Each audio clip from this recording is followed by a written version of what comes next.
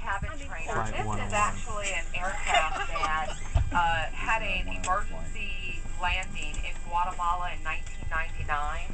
The airplane was decommissioned and therefore we could no longer fly it, so Continental decided to make it a cabin trainer. This aircraft we use for initial training when they come through and they have to do their evacuations.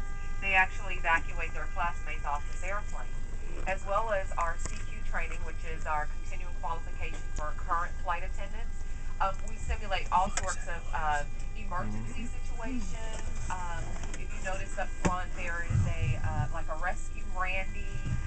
We simulate emergencies or first aid situations where the passenger is out in the aisle.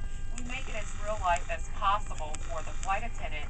So once they are actually out on the plane, and if there's in the event that they have an evacuation or any type of emergency, they get a real life experience for it.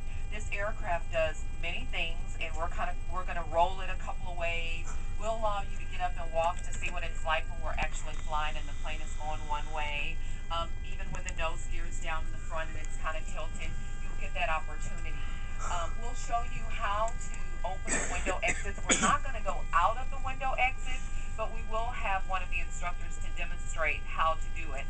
And since you guys are frequent flyers, it's a really good idea to know how to open it and what we actually do there. We have planned emergencies as well as unplanned. In the event that we had a planned emergency, let's say like what happened out in New York, if we were to plan an emergency, we would ask you guys to help us, and we would come up to you and say something like, would you be willing to assist in the event of evacuation? We're not actually asking you to evacuate the plane, but we may need you to open an exit for us in case a flight attendant is incapacitated. And what we do is we take 2 people up to each door, so we have 2 doors up front, left and right.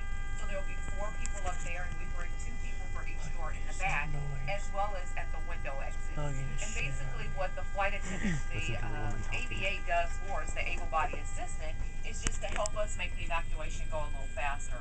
But we only do that in a plan. In an unplanned, we don't know what's going to happen, so we can't get anybody to help us in that situation.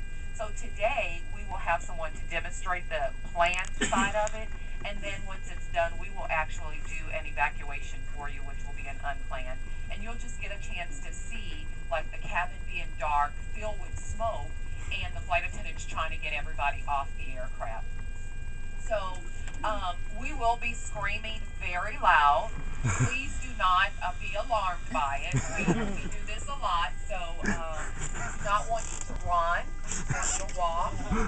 And we're going to have flight attendants that are going to go up and down the aisle, because at the end of an evacuation, our primary job is to make sure that everyone is off the aircraft. So even though it could be up in smoke and flames going on, we're going to walk down the aisles and we're going to check the aisles because it will be dark in here.